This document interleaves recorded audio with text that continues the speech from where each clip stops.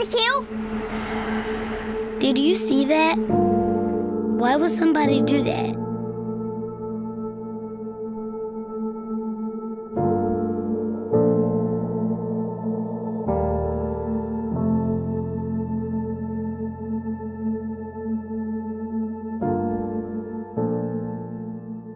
I looked at some statistics, and we're in the 30318 zip code.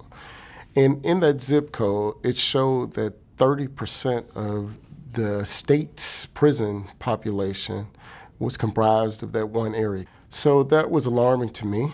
I think most of us would agree that reading is foundational to overall success in life, and we know that there's been plenty of published literature speaking to the fact that we can predict a child's quality of life or what career they'll have or their ability to earn a living wage that can support their families based on their levels of literacy proficiency. The other day I was just talking to one of my parents, just filling out a document.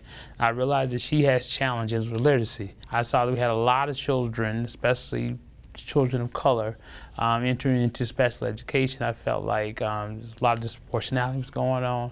I felt like it was probably wrong and the process was not being handled appropriately. So it's very important that these students learn how to read, but not only read, but learn how to read well. With the pyramid of intervention, it's thought that most students, at least 80% of the students, should be on grade level or are on grade level.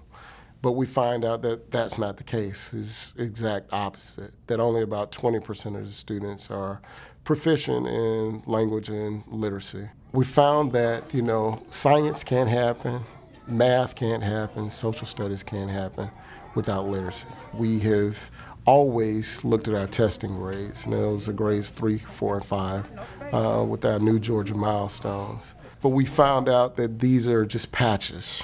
And, we're trying to put a Band-Aid on something that could have been healed. Sometimes in the classroom, I was discouraged about just feeling like I'm not doing what I really want to do with the kids, just different things that were mandated and just feeling that pressure. Bye, Miss McGarity. Frederick Douglass said, "Once you learn to read, you'll be forever free." The way it is now, 2 of the 3 of us will never be able to really read. It doesn't have to be this way. Again. One more time. Say it together. What word? Let's go. When we look back at the crux of the matter, and we've partnered with the Atlanta Speech School in Rollins to fill one of our ills, and one of our ills has been literacy. At Atlanta Speech School, we've been extremely fortunate to inherit a legacy of being grounded in the understanding of reading as a hard science for decades.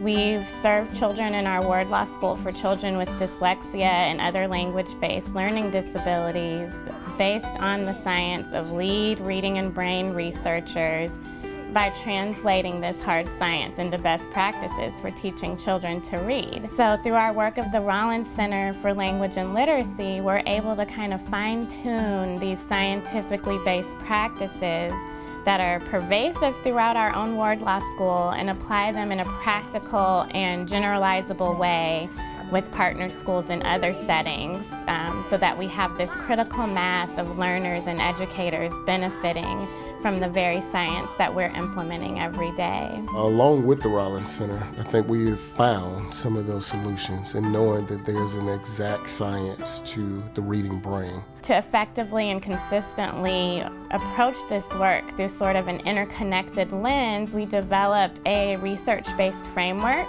that's inspired by the science of Dr. Marianne Wolf and what she describes as the deep reading brain. The act of becoming a deep reader becomes highly unlikely, if not impossible, without having the know-how to put in place the appropriate interventions and remediation through targeted, explicit, and systematic instruction. We share a common vision for what it is that we want for Usher Collier.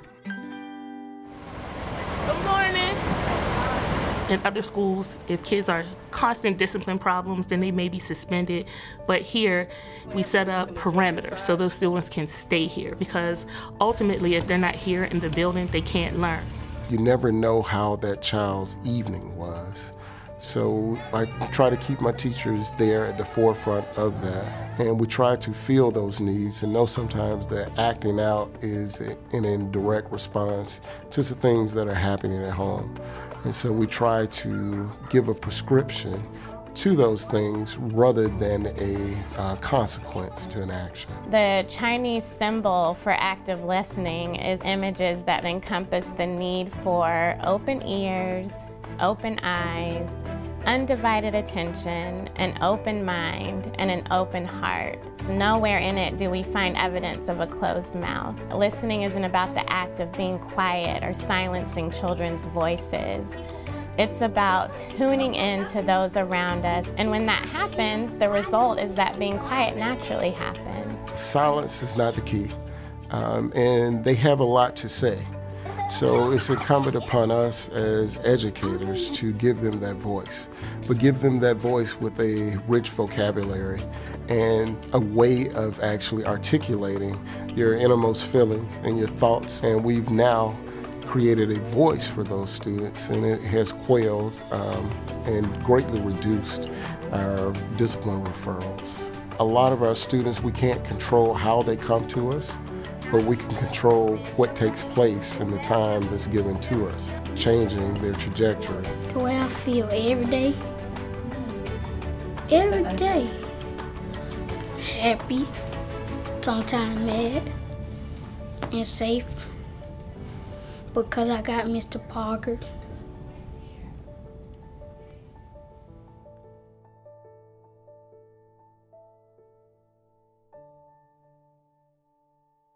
Hey Jordan, how you doing?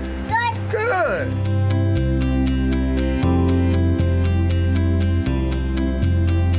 When you come in on a Monday morning after a late weekend and everybody's smiling and they're like, good morning, good morning, good morning, happy Monday. I think that's important, and you do it to the kids too as they're dragging in. Start small in your classroom and you branch out from there, and you provide people with your ideas, you talk to people and try to get buy-in as much as you can. Take a look at tiny bits, chunks of things that you can do yourself in your classroom or outside of the classroom, no matter what you are. But you have to know that, you need a team of people with you to believe in the vision that you have. I do think that in any school, the main thing should always be the children, but making the children feel welcome and like they're a family and like they're not a burden. When I feel like the teacher is knowing that, like, you're doing good at the end, it just make me feel good.